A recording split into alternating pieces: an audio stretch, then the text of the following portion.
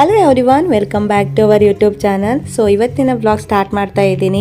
ಮಕ್ಕಳು ಸ್ಕೂಲ್ಗೆಲ್ಲ ಹೋಗಿ ಆದಮೇಲೆ ನನ್ನ ಕೆಲಸ ಏನು ಅನ್ನೋದನ್ನು ಇವತ್ತಿನ ವಿಡಿಯೋದಲ್ಲಿ ನಿಮ್ಮ ಜೊತೆ ಶೇರ್ ಮಾಡ್ತಾ ಇದ್ದೀನಿ. ಇನ್ನು 6ನೇ ಸ್ಕೂಲ್ಗೆ ಹೋಗಬೇಕಾದ್ರೆ 10 ಗಂಟೆ ಆಗುತ್ತೆ. ಸೊ ಹಾಗೆ ನಾನು ಸ್ವಲ್ಪ ವಾಕ್ ಮಾಡ್ತೀನಿ.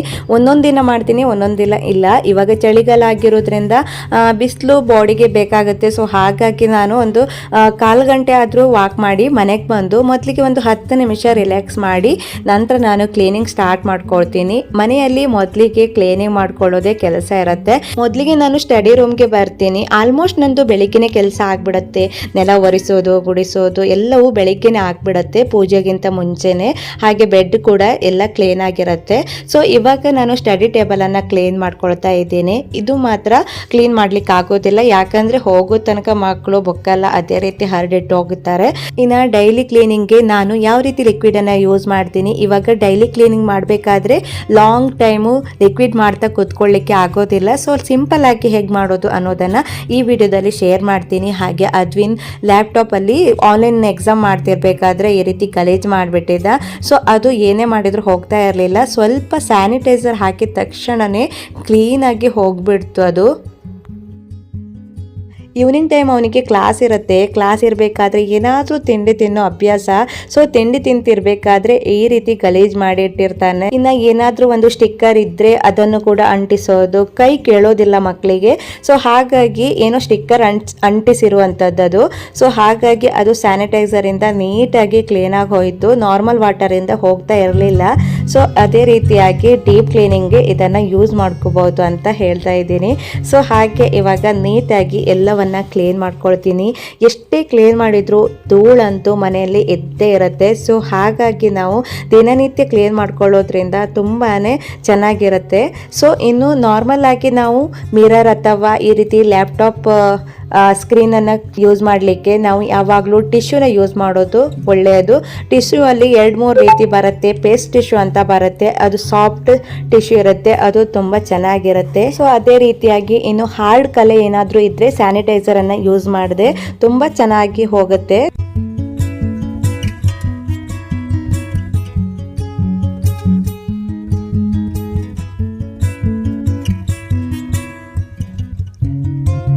ಇನ್ನು ಮನೆಯ ಪ್ರತಿಯೊಂದು ವಸ್ತು ಕೂಡ ಧೂಳಾಗಿರುತ್ತೆ. ಅಥವಾ ಮಕ್ಕಳು ಏನಾದರೂ ಒಂದು ತೆಗಿಲಿಕ್ಕೆ ಕಾಲಲ್ಲಿ ಮೆಟ್ಟಿರ್ತಾರೆ, ಹತ್ತಿರ್ತಾರೆ. ಸೊ ನೋಡ್ಬೋದು ಇಲ್ಲಿ ಟೇಬಲ್ ಎಲ್ಲ ಹತ್ತಿ ಗಲೀಜು ಮಾಡಿರ್ತಾರೆ. ಸೊ ಅದನ್ನೆಲ್ಲ ನಾವು ಡೈಲಿ ನೋಡಬೇಕಾಗತ್ತೆ.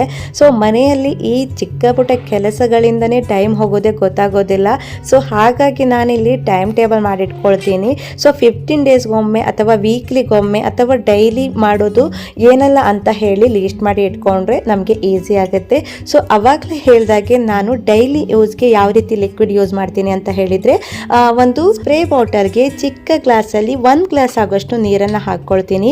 ಈ 1 ಗ್ಲಾಸ್ ನೀರು ನಮಗೆ 1 ಡೇಗೆ ಕರೆಕ್ಟ್ ಆಗುತ್ತೆ. ಹಾಗೆ ನಾನು ಡೈಲಿ ಯೂಸ್ ಮಾಡುವಂತಹ ವಿಮ್ ಲಿಕ್ವಿಡನ್ನು ಯೂಸ್ ಮಾಡ್ತೀನಿ. ವಿಮ್ ಲಿಕ್ವಿಡನ್ನು ಹಾಕಿ ಮಿಕ್ಸ್ ಮಾಡಿದರೆ ಡೈಲಿ ಯೂಸ್ ಮಾಡುವಂತಹ ಲಿಕ್ವಿಡ್ ರೆಡಿ ಆಗುತ್ತೆ. ಇನ್ನು ಡೈಲಿ ನಾನು ಈ ಲಿಕ್ವಿಡನ್ನು ಎಲ್ಲ ಕಡೆ ಯೂಸ್ ಮಾಡ್ತೀನಿ. ಸೊ ಇದು ಯಾವುದೇ ಕೆಮಿಕಲ್ ಇರೋದಿಲ್ಲ, ಏನಿಲ್ಲ, ನೀಟಾಗಿ ಕ್ಲೀನ್ ಆಗಿಬಿಡುತ್ತೆ. ಸೊ ಹಾಗೆ ಇವತ್ತು ಕೆಲವೊಂದು ಡೀಪ್ ಕ್ಲೀನಿಂಗ್ ಕೂಡ ಇತ್ತು. ಅಂದರೆ ವೀಕ್ಲಿ ಅಥವಾ 15 ಡೇಸ್ಗೆ ಮಾಡುವಂತಹ ಕೆಲವೊಂದು ಕೆಲಸ ಇತ್ತು. ಸೊ ಅದನ್ನು ಕೂಡ ಹೇಗೋ ಮಾಡ್ತಾ ಇದ್ದೆ. ಹಾಗೆ ಡೈಲಿ ನಾನು ಏನೆಲ್ಲ ಕ್ಲೀನ್ ಮಾಡ್ತೀನಿ ಅನ್ನೋದನ್ನು ಈ ವಿಡಿಯೋದಲ್ಲಿ ಶೇರ್ ಮಾಡ್ಬೋದು ಅನ್ನೋದಕ್ಕೋಸ್ಕರ ಇವತ್ತಿನ ಬ್ಲಾಗ್ ಸ್ಟಾರ್ಟ್ ಮಾಡಿರೋದು. ಸೊ ಹಾಗೆ ಇವತ್ತು ಮಾರ್ನಿಂಗ್ ಬ್ರೇಕ್ಫಾಸ್ಟ್ಗೆ ನಾನಿಲ್ಲಿ ನೀರು ದೋಸೆ ಮಾಡಿದ್ದೆ. ಸೊ ಹಾಗಾಗಿ ಗ್ಯಾಸ್ ಸ್ಟವ್ ತುಂಬಾನೇ ಗಲೀಜಾಗಿತ್ತು. ಸೊ ನಾನು ಈ ರೀತಿ ತುಂಬ ಗಲೀಜಾದಾಗ ಇವನ್ನೆಲ್ಲ ತೆಗೆದ್ಬಿಟ್ಟು ನಾನು ಕ್ಲೀನಿಂಗ್ ಮಾಡ್ಕೊಳ್ಳೋದು. ಸೊ ಹಾಗೆ ಇದೇ ಲಿಕ್ವಿಡನ್ನು ಯೂಸ್ ಮಾಡಿದರೆ ಸಾಕು, ಯಾಕಂದರೆ ಡೈಲಿ ನಾವು ಕ್ಲೀನ್ ಮಾಡೋದ್ರಿಂದ ಈ ಲಿಕ್ವಿಡ್ ಸಾಕಾಗುತ್ತೆ. ಡೈಲಿ ಯೂಸ್ಗೆ ತುಂಬಾ ಚೆನ್ನಾಗಿರುತ್ತೆ. ಸೊ ಹಾಗಾಗಿ ನಾನು ಈ ಲಿಕ್ವಿಡಿಂದ ಈ ಕಲೆಗಳನ್ನೆಲ್ಲ ತೆಗೆದ್ಬಿಡ್ತೀನಿ. ಇದು ಕಲೆ ಆಗಿರೋದಿಲ್ಲ, ಇವಾಗಷ್ಟೇ ಹಿಟ್ಟೆಲ್ಲ ಚೆಲ್ಲಿರೋದು ಅಷ್ಟೇ.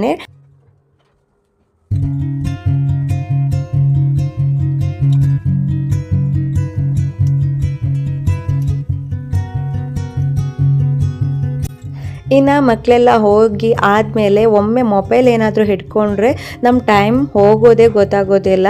ಸೊ ಅದಕ್ಕೆ ನಾನೇನು ಮಾಡ್ತೀನಿ, ಒಂದು ಟೈಮ್ ಟೇಬಲನ್ನು ರೆಡಿ ಮಾಡ್ಕೊಂಡಿರೋದು. ಟೈಮ್ ಟೇಬಲ್ ರೆಡಿ ಮಾಡ್ಕೊಳ್ಳೋದ್ರಿಂದ ನಮಗೆ ಅವಾಗವಾಗ ಈ ಟೈಮಲ್ಲಿ ಕೆಲಸ ಮಾಡಬೇಕು ಅನ್ನೋದು ಗೊತ್ತಾಗುತ್ತೆ. ಸೊ ಹಾಗಾಗಿ ಇನ್ ದಿಸ್ ಟೈಮಲ್ಲಿ ಇದೊಂದು ಮಾಡ್ಕೊಳ್ತೀನಿ ಅನ್ನೋದು ಇದ್ದರೆ ಆ ಕೆಲಸ ಆ ದಿನ ಪರ್ಫೆಕ್ಟ್ ಆಗಿ ಆಗ್ಬಿಡತ್ತೆ. ನಮ್ಮ ಕೆಲಸ ಯಾವಾಗಲೂ ಯಾವತ್ತೋ ಮಾಡಿದ್ರಾಯ್ತು ಅಂತ ಅಂದ್ಕೊಂಡ್ರೆ ಆ ಕೆಲಸ ಹಾಗೇ ಉಳಿದ್ಬಿಡತ್ತೆ. ಸೊ ಹಾಗಾಗಿ ನನ್ನ ಕೆಲಸ ಬಂದು ಮೊದಲಿಗೆನೆ ಈ ರೀತಿ ಎಲ್ಲ ಕ್ಲೀನಿಂಗ್ ಮಾಡ್ಕೊಳ್ಳೋದು. ಸೊ ಇವತ್ತು ಸ್ವಲ್ಪ ಜಾಸ್ತಿನೇ ಟೈಮಿಂಗ್ಸ್ ಹಿಡಿಯುತ್ತೆ. ಇದು ಬಂದು ಡೈಲಿ ಮಾಡುವಂತಹ ಕೆಲಸ. ಎಲ್ಲ ದಿನ ಮೇಲ್ಗಡೆ ಒರೆಸಿದ್ರೆ ಸಾಕಾಗ್ತಿತ್ತು, ಇಷ್ಟೆಲ್ಲ ಜಾಸ್ತಿಯಾಗಿ ಒರೆಸುವಂತಹ ಅಗತ್ಯ ಇರ್ತಿಲ್ಲ ಇತ್ತು. ಸೊ ಇವತ್ತು ಸ್ವಲ್ಪ ಆ ರೀತಿ ಗಲೀಜಾಗಿರೋದ್ರಿಂದ ಕ್ಲೀನಿಂಗ್ ಆಯಿತು ಅಷ್ಟೇ.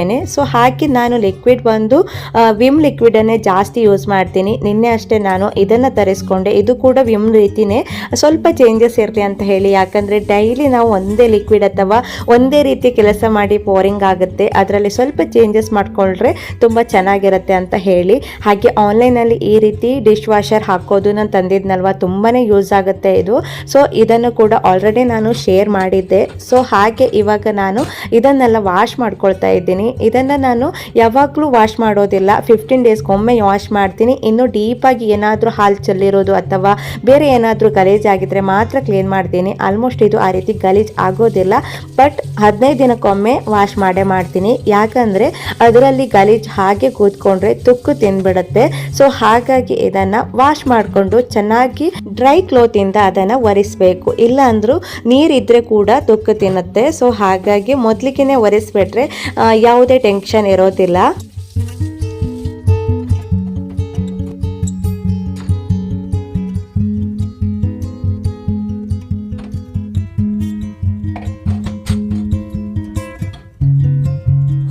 ಇನ್ನು ಇದನ್ನು ನಾನು ಲಂಚ್ ಪ್ರಿಪೇರ್ ಮಾಡಬೇಕಾದ್ರೆ ಜೋಡಿಸ್ಕೊಳ್ತೀನಿ, ಅಥವಾ ಈಗಲೂ ಕೂಡ ಜೋಡಿಸ್ಕೊಳ್ಬೋದು.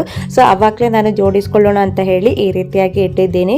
ಸೊ ಹಾಗೆ ಇವಾಗ ನಾನು ಕಿಟಕಿಗಳನ್ನೆಲ್ಲ ವಾಶ್ ಮಾಡ್ಕೋತೀನಿ. ಇದು ಬಂದು 15 ಡೇಸ್ಗೊಮ್ಮೆ ಮಾಡ್ತೀನಿ. ಯಾಕಂದರೆ ಈ ಕಡೆ ಜಾಸ್ತಿ ಡಸ್ಟ್ ಬರೋದಿಲ್ಲ. ಹಳೆ ಮನೆಯಲ್ಲಿ ದೊಡ್ಡ ಕಿಟಕಿ ಆಗಿತ್ತು, ಹಾಗೆ ಪಾರಿವಾಳಗಳು ಆ ಕಡೆ ಈ ಕಡೆ ಎಲ್ಲ ಹಾಕ್ತಾ ಇತ್ತು. ಸೊ ಈ ಮನೆಯಲ್ಲಿ ಅದೊಂದು ತಲೆಬಿಷೆ ಇಲ್ಲ.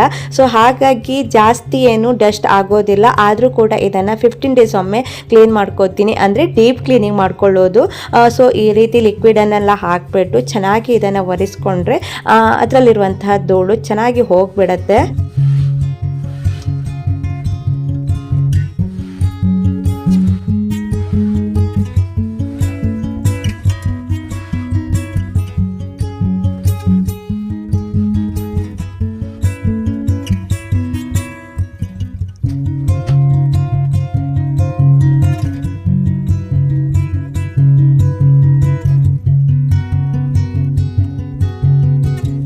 ಒಮ್ಮೆ ವೆಟ್ ಕ್ಲೋತಿಂದ ಚೆನ್ನಾಗಿ ಕ್ಲೀನ್ ಮಾಡಿದಾದಮೇಲೆ ನಾನಿಲ್ಲಿ ಡ್ರೈ ಕ್ಲೋತನ್ನು ಯೂಸ್ ಮಾಡ್ತಾ ಇದ್ದೀನಿ. ಆವಾಗ ಅದು ನೀಟಾಗಿ ಹೋಗುತ್ತೆ. ಇನ್ನು ಲಿಕ್ವಿಡ್ ಬಂದು ನಾನಿಲ್ಲಿ ಪಾತ್ರೆ ತೊಳೋ ಲಿಕ್ವಿಡು, ಡೈಲಿ ಕ್ಲೀನ್ ಮಾಡುವಂಥ ಲಿಕ್ವಿಡು, ಒಂದು ಹ್ಯಾಂಡ್ ವಾಶನ್ನು ಯೂಸ್ ಮಾಡ್ಕೊಳ್ತೀನಿ. ಹ್ಯಾಂಡ್ ವಾಶ್ ಯಾಕಂದರೆ ಆವಾಗವಾಗ ಹೊರಗಡೆ ಹೋಗಿ ಬಂದಿರ್ತೀವಿ, ಮತ್ತು ಡೈರೆಕ್ಟಾಗಿ ಬಾತ್ರೂಮ್ಗೆ ಹೋಗ್ತೀವಿ ಅಂತ ಅಲ್ಲ, ಒಮ್ಮೊಮ್ಮೆ ಕಿಚನ್ನಲ್ಲಿ ಇದ್ದರೆ ಈಸಿ ಆಗುತ್ತೆ ಅಂತ ಹೇಳಿ. ಹಾಗೆ ನಾನು ಇವಾಗ ಮನಿ ಪ್ಲ್ಯಾಂಟನ್ನು ಕ್ಲೀನ್ ಮಾಡ್ಕೊಳ್ತಾ ಇದ್ದೀನಿ. ಇದು ಬಂದು 15 ಡೇಸ್ ಒಮ್ಮೆ ಕ್ಲೀನ್ ಮಾಡೋದು. ಸೊ ಮನಿ ಪ್ಲ್ಯಾಂಟನ್ನು ನಾನು ಯಾವ ರೀತಿ ಕ್ಲೀನ್ ಮಾಡ್ತೀನಿ ಅಂದರೆ ಅದರ ಮೇಲ್ಗಡೆ ಇರುವಂತಹ ಧೂಳು ಹೋಗಬೇಕು. ಸೊ ಹಾಗಾಗಿ ಒಂದು ಸ್ಪ್ರೇ ಬಾಟಲಿಂದ ಈ ರೀತಿ ಸ್ಪ್ರೇ ಮಾಡಿಬಿಟ್ಟು ಎಲೆಗಳನ್ನು ಒಂದು ಡ್ರೈ ಕ್ಲೋತಿಂದ ಚೆನ್ನಾಗಿ ಒರೆಸ್ತೇನೆ. ಸೊ ನಾನು ಜಾಸ್ತಿ ಪ್ಲ್ಯಾಂಟ್ಗಳನ್ನು ಇಟ್ಕೊಂಡಿರಲಿಲ್ಲ. ಸೊ ಹಾಗೆ ಇಂಡೋರ್ ಪ್ಲ್ಯಾಂಟ್ ಬಂದು ಇಷ್ಟೇ ಇಟ್ಕೊಂಡಿರೋದು. ಹಾಗೆ ಹೊರಗಡೆ ಕೂಡ ಜಾಸ್ತಿ ಏನಿಲ್ಲ, ಲಾಸ್ಟ್ ವಿಡಿಯೋದಲ್ಲಿ ಶೇರ್ ಮಾಡಿದ್ದೀನಿ. ಈ ವಿಡಿಯೋದಲ್ಲೂ ಕೂಡ ಬೇಕಾದರೆ ಸ್ವಲ್ಪ ಶೇರ್ ಮಾಡ್ತೀನಿ. ಸೊ ಹಾಗೆ ಇವಾಗ ನಾನು ಇಂಡೋರ್ ಪ್ಲ್ಯಾಂಟನ್ನು ಈ ರೀತಿ ಡ್ರೈ ಕ್ಲೋತಿಂದ ಎಲೆಗಳನ್ನು ಚೆನ್ನಾಗಿ ಒರೆಸ್ಕೋತೀನಿ. ಆವಾಗ ಅದು ಚೆನ್ನಾಗಿ ಗ್ರೋತ್ ಆಗಿಬಿಡುತ್ತೆ. ಹಾಗೆ ನೀರು ಕೂಡ ಅವಾಗವಾಗ ಹಾಕ್ತಾನೆ ಇರ್ತೀನಿ, ಸ್ವಲ್ಪ ಸ್ವಲ್ಪ, ಅಂದರೆ 2 ಡೇಸ್ಗೊಮ್ಮೆ ಹಾಕಿದರೆ ಸಾಕಾಗುತ್ತೆ. ಇದಕ್ಕೆ ಜಾಸ್ತಿ ಏನು ನೀರು ಹಾಕ್ತಾನೆ ಇರಬೇಕೇನು ಇಲ್ಲ, ಬಟ್ 15 ಡೇಸ್ ಒಮ್ಮೆ ಚೆನ್ನಾಗಿ ನೀರನ್ನು ಹಾಕಿಬಿಟ್ಟು ಒಂದು 5-10 ನಿಮಿಷ ಇದೇ ಪ್ಲೇಸಲ್ಲಿ ಇಟ್ಬಿಡ್ತೀನಿ. ಯಾಕಂದರೆ ಮೇಲ್ಗಡೆ ಎಲ್ಲ ಇಟ್ಟಿರ್ತೀವಿ. ಸೊ ಹಾಗಾಗಿ ಇಲ್ಲಿ ತಂದು ಕ್ಲೀನ್ ಮಾಡಿಬಿಟ್ಟು ನೀರನ್ನು ಹಾಕೋದು.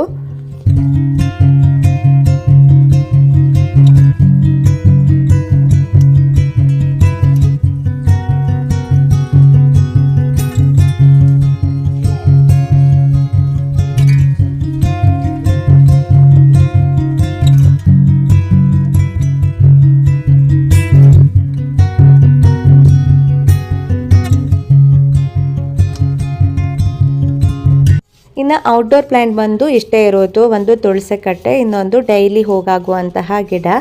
ಸೊ ಹಾಗೆ ಒಂದು ಗುಲಾಬಿ ಗಿಡ ಇಟ್ಕೊಂಡಿದೆ, ಅದು ಚೆನ್ನಾಗಿ ಗ್ರೋತ್ ಆಗಿತ್ತು. ಬಟ್ ಚಿಕ್ಕ ಚಿಕ್ಕ ಇರುವೆಗಳು ಅದನ್ನು ಹಾಳು ಮಾಡಿತ್ತು. ಸೊ ಹಾಗಾಗಿ ಎಲ್ಲವನ್ನು ಕಟ್ ಮಾಡಿಬಿಟ್ಟು ಈ ಕಡೆ ಇಟ್ಟಿದ್ದೆ. ಸೊ ಇಂಡೋರ್ ಪ್ಲ್ಯಾಂಟ್ ಎಲ್ಲ ಅದರ ಪ್ಲೇಸಲ್ಲಿ ಇಟ್ಟಿದ್ದಾದಮೇಲೆ ಇವಾಗ ಟಾಪನ್ನೆಲ್ಲ ಕ್ಲೀನ್ ಮಾಡಿಬಿಟ್ಟು ಬಟ್ಟೆಗಳನ್ನೆಲ್ಲ ವಾಶ್ ಮಾಡಿ ಫೈನಲ್ ಆಗಿ ನಾನು ಕಿಚನ್ನಲ್ಲಿ ಚಿಮ್ನಿ ಹಾಕಿರ್ತೀವಲ್ಲ ಅದನ್ನು ಕ್ಲೀನ್ ಮಾಡಲಿಕ್ಕೆ ಇಟ್ಕೋತೀನಿ. ಅದನ್ನು ನಾನು ಮೊದಲಿಗೆ ಯಾಕೆ ಕ್ಲೀನ್ ಮಾಡ್ಕೊಳ್ಳಲ್ಲ ಅಂತ ಹೇಳಿದರೆ ಅದರಲ್ಲಿ ಆಯಿಲ್ ಇರುತ್ತೆ. ಸೊ ಹಾಗಾಗಿ ಇವೆಲ್ಲ ನೀಟಾಗಿ ಕ್ಲೀನಿಂಗ್ ಆದಮೇಲೆ ಅದನ್ನು ಮಾಡ್ಕೋತೀನಿ. ಯಾಕಂದರೆ ಅದಕ್ಕೆ ಸ್ವಲ್ಪ ಟೈಮ್ ಹಿಡಿಯುತ್ತೆ. ಸೊ 15 ಡೇಸ್ಗೆ ಒಮ್ಮೆ ಅದನ್ನು ಕ್ಲೀನ್ ಮಾಡ್ಕೊಳ್ಳೋದ್ರಿಂದ ನೀಟಾಗಿ ಕ್ಲೀನಾಗಿರುತ್ತೆ ಅಂತ ಹೇಳಿ ಇನ್ನು ನಾನು ಪಾರ್ಟ್ ಆಗಿ ಕೆಲಸವನ್ನು ಮಾಡ್ತೀನಿ. ಯಾರಾದರೂ ಒಮ್ಮೆ ಬಂದರೆ ನಾವು ಎಲ್ಲವನ್ನು ಹರಡಿಟ್ಕೊಂಡ್ರೆ ಚೆನ್ನಾಗಿರೋದಿಲ್ಲ.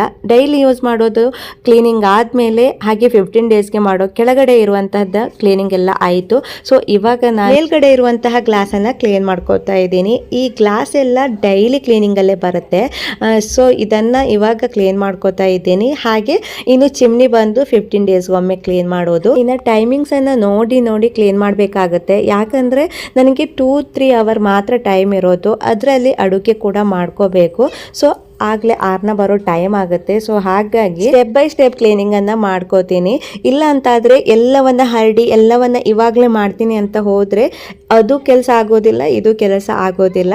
ಸೊ ಹಾಗಾಗಿ ಒಂದೊಂದೇ ನಾವು ನೀಟಾಗಿ ಕ್ಲೀನ್ ಮಾಡ್ಕೋಬೇಕು.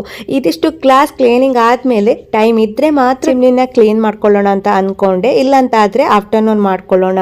ಯಾಕಂದರೆ ಇವಾಗ ಆರ್ನ ಬರೋ ಟೈಮ್ ಆಗುತ್ತೆ, ಅವಳಿಗೂ ಕೂಡ ಲಂಚ್ ಪ್ರಿಪೇರ್ ಮಾಡಬೇಕು ಅಂತ. ಸೊ ಹಾಗೆ ಟೈಮ್ ಕೂಡ ಇತ್ತು.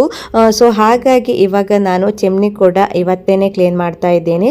ಸೊ 15 ಡೇಸ್ಗೆ ಒಮ್ಮೆ ಅಂತ ಹೇಳಿದರೆ ಇವತ್ತು ಮಾಡಬೇಕಿತ್ತು. ಸೊ ಹಾಗಾಗಿ ಇವಾಗ ಮಾಡಲಿಕ್ಕೆ ಹೊರಟೆ.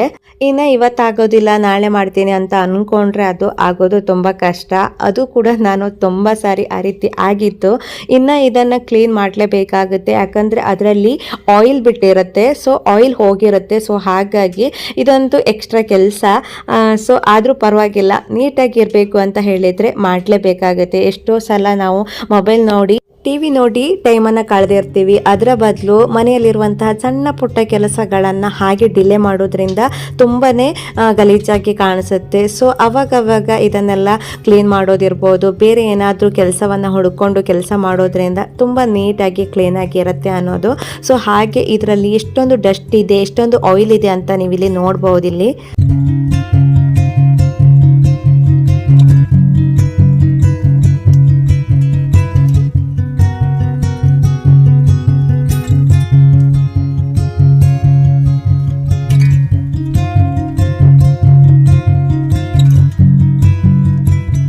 ಇನ್ನು ಇದನ್ನು ಕ್ಲೀನ್ ಮಾಡಲಿಕ್ಕೇನು ಈಸಿ, ಬಟ್ ತುಂಬ ಸಾಫ್ಟ್ ಇರುತ್ತೆ. ಸೊ ತುಂಬ ಜಾಗ್ರತೆಯಿಂದ ಮಾಡಬೇಕಾಗತ್ತೆ. ಸೊ ಹಾಗೆ ಇದು ಬಂದು ಪ್ಲೇಟು. ಆ ಪ್ಲೇಟಲ್ಲಿ ನಾವು ಅಡುಗೆ ಮಾಡಿರುವಂತಹ ಹೊಗೆ ಇರುತ್ತಲ್ಲ, ಹಾಗೆ ಆಯಿಲ್ ಅಂಶ ಎಲ್ಲ ಅದು ಹೀರ್ಕೊಳ್ಳುತ್ತೆ. ನೋಡ್ಬೋದು ಇಲ್ಲಿ ಮಿಡಲಲ್ಲಿ ಈ ರೀತಿಯಾಗಿ ಗಲೀಜಾಗಿರುತ್ತೆ. ನಾನೊಂದು ಸ್ಪೂನ್ ತೆಗೆದುಕೊಂಡು ಇದನ್ನು ನೀಟಾಗಿ ಕ್ಲೀನ್ ಮಾಡ್ತೀನಿ. ಇನ್ನು ಇದನ್ನು ಓಪನ್ ಮಾಡಲಿಕ್ಕೂ ಕೂಡ ಆಗುತ್ತೆ. ಓಪನ್ ಮಾಡಿದರೆ ಮತ್ತೆ 1 ಅವರ್ ಎಕ್ಸ್ಟ್ರಾ ಆಗುತ್ತೆ.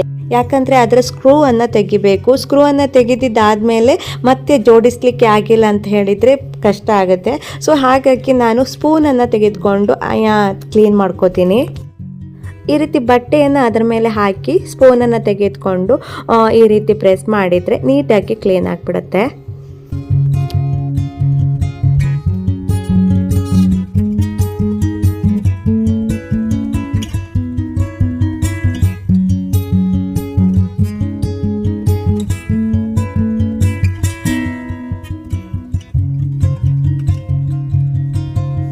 ಸೊ ನೋಡ್ಬೋದು ಇಲ್ಲಿ ಇದೇ ರೀತಿ ಸ್ಕ್ರೂ ಇರುತ್ತೆ. ಇದನ್ನು ಓಪನ್ ಮಾಡಿದ ತಕ್ಷಣ ಚೆನ್ನಾಗಿ ಕ್ಲೀನ್ ಮಾಡ್ಬೋದು, ಬಟ್ ಮತ್ತೆ ಜೋಡಿಸ್ಕೊಳ್ಳಿಕ್ಕೆ ಕಷ್ಟ ಆಗುತ್ತೆ. ಸೊ ಒಮ್ಮೆ ಹಾಗೆ ಮಾಡಿದ್ದೆ ನಾನು, ಹಾಗಾಗಿ ಈ ಸರಿ ನಾನು ಓಪನ್ ಮಾಡಿಲ್ಲ, ತುಂಬ ಟೈಮ್ ಹಿಡಿದಿತ್ತು. ಸೊ ಹಾಗಾಗಿ ಈ ರೀತಿ ಕೂಡ ಮಾಡ್ಕೊಳ್ಳಿಕ್ಕಾಗತ್ತೆ. ಸೊ ಇವಾಗ ಜೋಡಿಸ್ತಾ ಇದ್ದೀನಿ. ಆಲ್ಮೋಸ್ಟ್ ಎಲ್ಲ ಕ್ಲೀನಿಂಗ್ ಆಯಿತು. ಸೊ ಇದನ್ನು ನಾನು ಈ ರೀತಿಯಾಗಿ ಟೈಮ್ ಮಾಡಿಕೊಂಡು ಕ್ಲೀನ್ ಮಾಡ್ಕೊಳ್ಳೋದು. ಇನ್ನು ಮನೆ ಅಂದಮೇಲೆ ದಿನನಿತ್ಯ ಮಾಡುವಂಥ ಕೆಲಸ ತುಂಬಾ ಇರುತ್ತೆ. ಸೊ ಈ ರೀತಿ ಪಾರ್ಟಾಗಿ ಮಾಡಿಕೊಂಡಾಗ ನಮಗೆ ಕೆಲಸ ಜಾಸ್ತಿ ಅನಿಸೋದಿಲ್ಲ. ಸೊ ಇವಾಗ ಕಿಚನ್ ಒಮ್ಮೆ, ಬಾತ್ರೂಮ್ ಅಂದರೆ ಡೈಲಿ ಕ್ಲೀನಿಂಗ್ ಇರುತ್ತೆ, ಬಟ್ ಡೀಪ್ ಕ್ಲೀನಿಂಗ್ ಅಂತ ನಾ ಹೇಳಿರೋದು. ಸೊ ಹಾಗೆ ವಾರ್ಡ್ರೋಬ್ ಕೂಡ ಅಷ್ಟೇ. ವಾರ್ಡ್ರೋಬಲ್ಲಿ ಇವಾಗ ನಾನು ಬಟ್ಟೆ ನೀಟಾಗಿ ಜೋಡಿಸ್ತೀನಿ. ಮಕ್ಕಳು ತೆಗೆದಾಗ ಏನಾಗುತ್ತೆ, ಫುಲ್ಲು ಹರಡಿ ಹೋಗಿರುತ್ತೆ. ಅದಕ್ಕೋಸ್ಕರ ಒನ್ ಡೇ ಇಟ್ಕೊಳ್ತೀನಿ. ಆ ಡೇ ಎಲ್ಲವನ್ನು ಫೋಲ್ಡ್ ಮಾಡಿ ಇಡಲಿಕ್ಕಾಗತ್ತೆ. ಸೊ ಮತ್ತೆ ಅದೇ ರೀತಿಯಾಗಿ ಮೆಸ್ಸಿ ಆಗುತ್ತೆ, ಮತ್ತೆ ಕ್ಲೀನ್ ಮಾಡಲಿಕ್ಕೆ ಒನ್ ಡೇ ಅಂತ ಹೇಳಿ ಒನ್ ಡೇ ಇಟ್ಕೊಂಡ್ರೆ ಆ ದಿನ ನನಗೆ ಕೆಲಸ ನೀಟಾಗಿ ಆಗುತ್ತೆ ಅಂತ ಹೇಳಿ. ಸೊ ನೋಡ್ಬೋದು ಇಲ್ಲಿ ಎಷ್ಟೊಂದು ಗಲೀಜು ಇತ್ತು. ಇವಾಗ ಅದನ್ನು ಚೆನ್ನಾಗಿ ವಾಶ್ ಮಾಡಬೇಕು. ಯಾಕಂದರೆ ಅದರಲ್ಲಿ ಎಣ್ಣೆ ಅಂಶ ಜಾಸ್ತಿ ಇರುತ್ತೆ, ಜಡ್ಡಿನ ಅಂಶ ಇರುತ್ತಲ್ವ, ಅದೆಲ್ಲ ಹೀರ್ಕೊಂಡಿರುತ್ತೆ. ಸೊ ಹಾಗಾಗಿ ಅದೇ ತಕ್ಷಣ ಲಿಕ್ವಿಡನ್ನು ಹಾಕಿ ಕ್ಲೀನ್ ಮಾಡಬೇಕು. ನಾನಿಲ್ಲಿ ಮೊದಲಿಗೆ ಹ್ಯಾಂಡ್ ವಾಶನ್ನು ಹಾಕಿದೆ, ಯಾಕಂದರೆ ಅದರಲ್ಲಿ ನೊರೆ ತುಂಬ ಚೆನ್ನಾಗಿ ಬರುತ್ತೆ. ನೊರೆ ಬಂದಿಲ್ಲ ಅಂತ ಆದರೆ ಗಲೀಜು ಜಾಸ್ತಿ ಇದೆ ಅಂತ ಹೇಳಿ ನಂತರ ನಾನು ವಿಮ್ ಲಿಕ್ವಿಡನ್ನು ಹಾಕಿ ಚೆನ್ನಾಗಿ ಇದನ್ನು ವಾಶ್ ಮಾಡಿಬಿಟ್ಟು ಒಣಗಿಸಿದೆ.